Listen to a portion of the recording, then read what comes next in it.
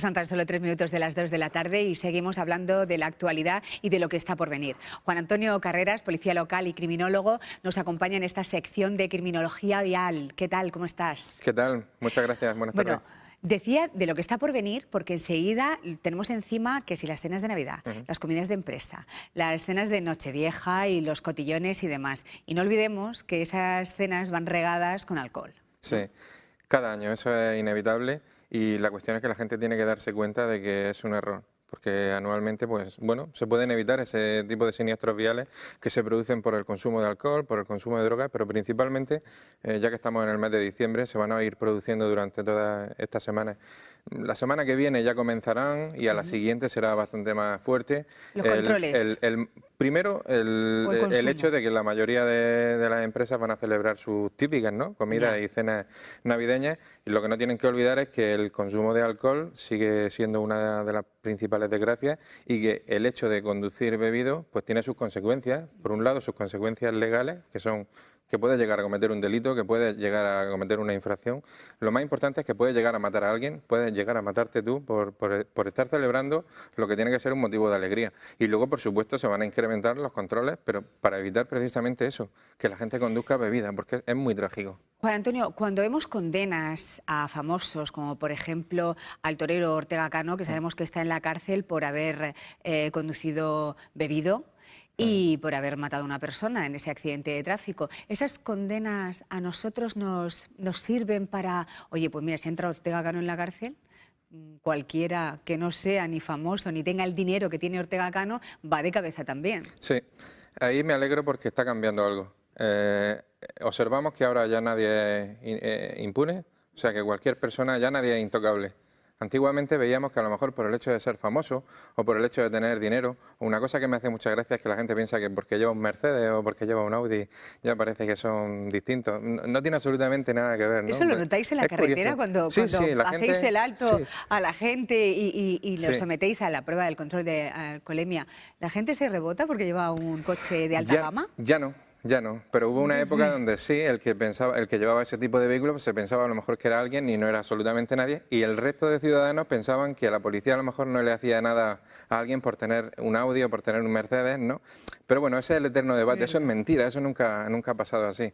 La cuestión es que sí, vemos que cuando un famoso cae, cae. Ha sido él el que se lo ha buscado. Lo condenan por algo que ha hecho, sí. Pero claro, eso es un reflejo muy importante para la sociedad, sobre todo porque hay mucha gente que admira a ese tipo de personas, porque son futbolistas, porque son toreros, porque son cantantes.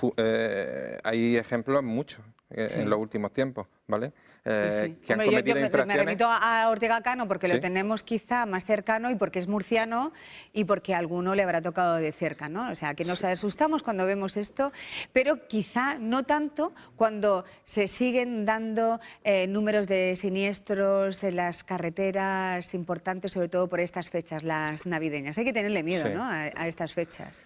Sí, cada año van reduciéndose, ¿no?, el número de siniestros viales con consecuencias penales, con fallecidos, con heridos graves. Eso es una realidad. Cada año se van reduciendo, pero todavía queda bastante por hacer. Entonces, lo que está bien es que los famosos, volvemos al tema de antes, está bien que paguen sus consecuencias y está bien que ellos se den cuenta de que son un ejemplo para el resto de la sociedad y que no cometan ese tipo de torpezas y ese tipo de imprudencias. Y luego el ciudadano medio, el ciudadano que no es conocido, pues tiene que saber que si la hace, la paga. Si conduce bebido va a tener una respuesta, una consecuencia, que en el mejor de los casos va a ser una multa de 500 o de 1000 euros, en el mejor de los casos, pero que puede llegar incluso a cometer un delito y puede incluso llegar a la cárcel y lo más terrible, que puede matar a alguien. Entonces, esa consecuencia de matar a alguien es impagable. La multa se puede pagar, la cárcel puede entrar y salir, pero lamentablemente, volvemos al caso de Ortega Cano, Carlos no va a volver a vivir, ha matado a una persona, por mucha condena que cumple. No es un delito económico, es un delito de vida, es un delito contra las personas. Bueno, y cuando no se comete ningún delito, o sea que, a ver, no has tenido ningún accidente, afortunadamente, como es el caso de este conductor de autobús que la semana pasada, en Fuente Álamo, puso en riesgo la vida de 66 escolares que él transportaba. ¿Qué le pasa a ese caballero? Bueno, recordemos la tasa que dio. Porque en prensa se anunciaba que dio el triple de lo permitido y puede parecer muy alarmante. Para un camionero su tasa es de 0,15 miligramos de alcohol en aire expirado, ¿no?, por litro. O sea, mucho menos del conductor normal, que es 0,25. Bueno, mucho menos, casi la mitad, ¿no? De esos 0,15, si dio el triple, dio 0,45. O sea, una tasa que no entra dentro del tipo penal. Para que sea delito tiene que dar más de 0,60 miligramos. Por lo tanto, ese conductor se enfrentó, por dar más del doble de su tasa, más de 0,15, se enfrentó a una multa de 1.000 euros. Una multa de 1.000 euros y 6 puntos de retirada del permiso de conducir. Esas son las consecuencias administrativas. O sea, no hubo que ninguna ese señor, consecuencia. Juan Antonio, ese señor al día siguiente puede volver a subirse al autobús, llevar otra vez a los 66 niños, Sí. que no pasa nada. No solamente al día siguiente, en el momento en que dé menos de 0,15, que es su tasa permitida. Si desaparecen los síntomas que han motivado la inmovilización del vehículo, la multa, etcétera, en ese momento puede volver a seguir conduciendo. O sea, 2 horas, 3 horas después, ese señor daría menos de 0,15 y, bueno, por supuesto puede seguir conduciendo, pero pensemos en las consecuencias, en el resultado que se podría haber generado. ¿Cómo una persona puede pensar que después de haber ingerido alcohol puede llevar un autobús con vida de crío? ¿Cómo se puede ser así? No lo entiendo. De cada uno, ahí no entiendo cómo se puede ser así. Ahí no hay un control. Tenemos muchos casos así. Quiero también hacer hincapié en otro caso que se presentó la semana pasada, el accidente de Fuensalida. Ay, las niñas, las 3 Sí. Una persona que mata a 3 personas, a 3 niñas, ¿no? Su tasa, según se anunció, porque lo dijo la delegación del gobierno, fue de 0,26. Muy baja. Permitida. Bueno, ilegal, porque a partir de 0,25 es infracción administrativa, que no delito, ¿vale? Pero permitida porque hay que aplicar un margen de error de 0,04. Por lo tanto, legalmente ese señor se le puede denunciar con 0,29. Él dio 0,26. Se le rellenó denuncia, ¿vale? Que ese es el menor de los problemas también, porque cometió delitos de conducción temeraria, delitos de homicidio imprudente por 3 vidas que quitó, etcétera, etcétera. Pero pensemos que una persona con 0,26 no está apta para conducir 0,20, que es la tasa permitida, ¿vale? Con 0,20 no estamos... Para que la gente se haga una idea en casa, 0,20, ¿cuántas cervezas o vinos? Bueno, hay muchísimas tablas. Yo no soy partidario de esas tablas, porque depende exclusivamente de los factores de cada persona. Claro, no es lo mismo que yo me tome 2 cervezas que te las tomes exactamente. tú, ¿no? Una persona...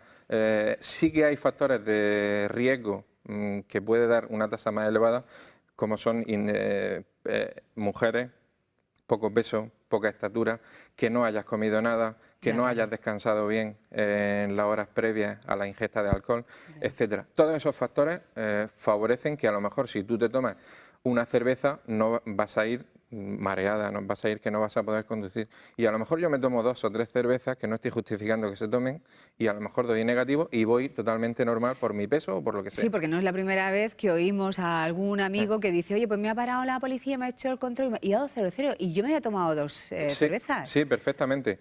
Y incluso 2 personas que han tomado exactamente lo mismo, una que es el conductor, nos lo llevamos detenido, y el otro, que es el acompañante, da una tasa mucho más baja que ha sido administrativa. No se lo explican, pero claro que tiene una explicación, es los factores biológicos. Y lo que he dicho anteriormente, lo que hayas comido, lo que hayas descansado previamente, tu organismo, si eres hombre o mujer, bueno. Juan Antonio, sabemos que la policía controláis al máximo, controláis mucho y bien las redes sociales. Sí. Bueno, el caso de este joven, yo te lo pregunto por otra cosa, pero el caso de este joven de Alcantarilla, que alababa la labor del atracador que había asesinado a vuestra compañera y tal, fue detenido ipso facto. Sí. Pero yo os pregunto, ¿tenéis conocimiento de que existen páginas en Facebook que avisan de dónde están los controles, los radares y los controles de alcoholemia? Sí, como también tenemos que tener conocimiento de que son legales, que no es ninguna infracción administrativa ni ningún tipo de delito. ¿Qué es lo que ocurre? Que en el último año, por ejemplo, la Guardia Civil, consciente de ese problema, lo que ha hecho ha sido reducir el tiempo en el que están los controles.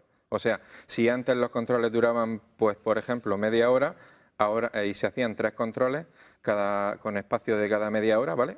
Ahora lo que hay que hacer es 6 controles con espacio de 15 minutos. O sea, os ha obligado a cambiar vuestra manera de funcionar. Ha cambiado el funcionamiento de la policía porque, lógicamente, aunque no esté prohibido, aunque no sea ninguna infracción penal ni administrativa, Pero sí que es un hecho... No está prohibido avisar que hay un control y tal, pero sin embargo nos encontramos un control en la carretera de la Guardia Civil, de la Policía Local o lo que sea, y damos las largas al que viene y eso no está permitido. Utilización indebida del alumbrado, por supuesto, claro, porque es que no tiene sentido.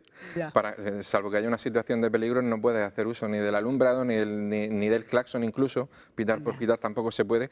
Claro, es que tiene su sentido. Ahí está. Lo que ocurre es que flaco favor se están haciendo las personas y están avisando de dónde están los controles. Bueno, la cuestión es que los controles, yo personalmente, a nivel particular, opino que los controles fijos no tienen, bueno, no es que no tengan ningún sentido, sino que son menos efectivos que los que se hacen móviles.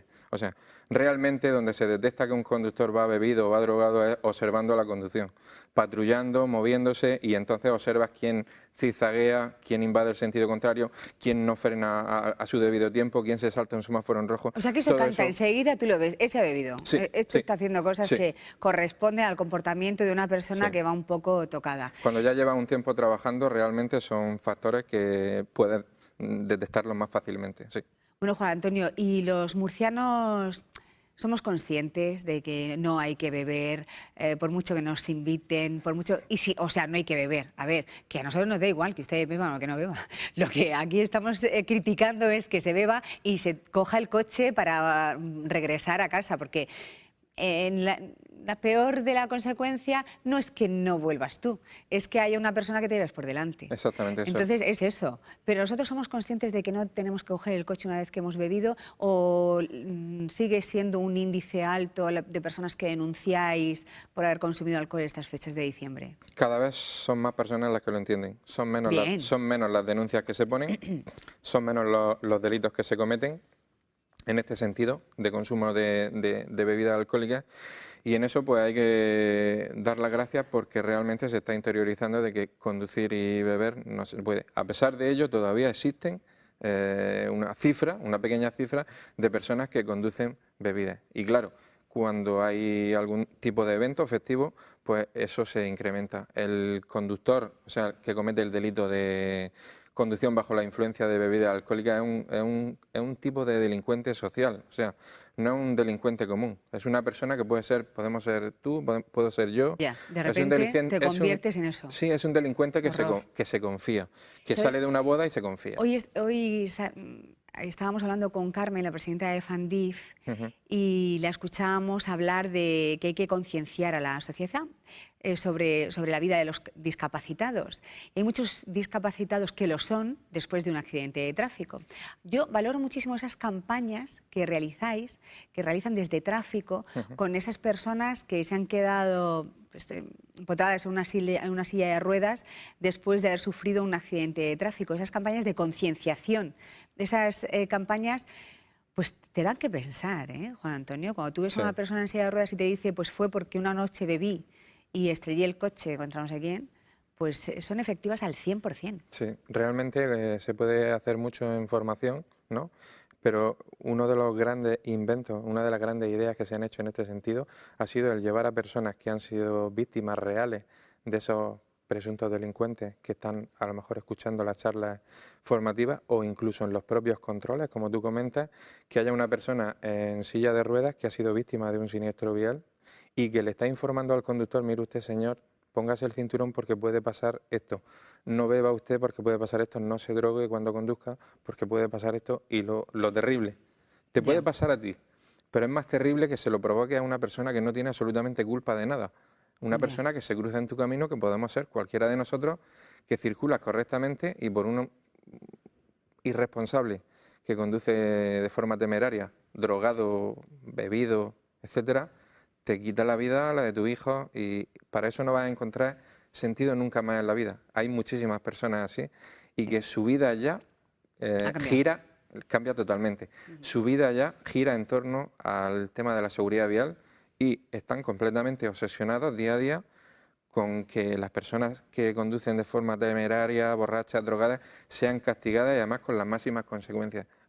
Máxime teniendo en cuenta las irrisorias penas que tenemos en nuestro país para este tipo de delitos. 4 personas han perdido la vida este fin de semana en las carreteras españolas y esta mañana se lanzaba un estudio en el que se nos afirmaba que las peores carreteras del país están en Madrid, Barcelona y que Murcia está en el ranking de las 20 y tantas mejores. En el puesto número 22 tenemos colocada a Murcia como una de las ciudades que mejores carreteras tiene. Sin embargo, está en la quinta, en ese ranking quinta, donde se han producido más siniestros en las carreteras, más víctimas mortales. Bueno, sí. Recordemos tristemente el accidente del pasado mes de noviembre de los vecinos de Bullas que perdían la vida a la altura de la Venta del Olivo. Entonces, imagino que eso también ha hecho engrosar más las listas negras en la carretera, sí, ¿no? Sí, sí, indudablemente.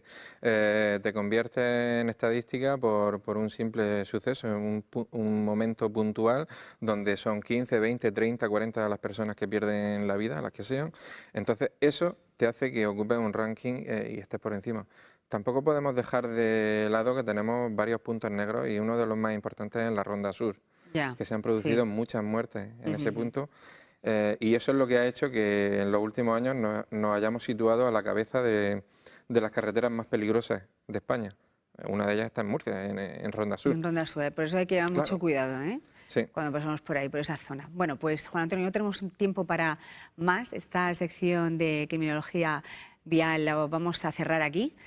Muchísimas gracias por acompañarnos, por estar con nosotros esta tarde en Conexión GTM. Pronto volveremos a contar contigo y ahora lo que vamos a hacer es ir al teatro.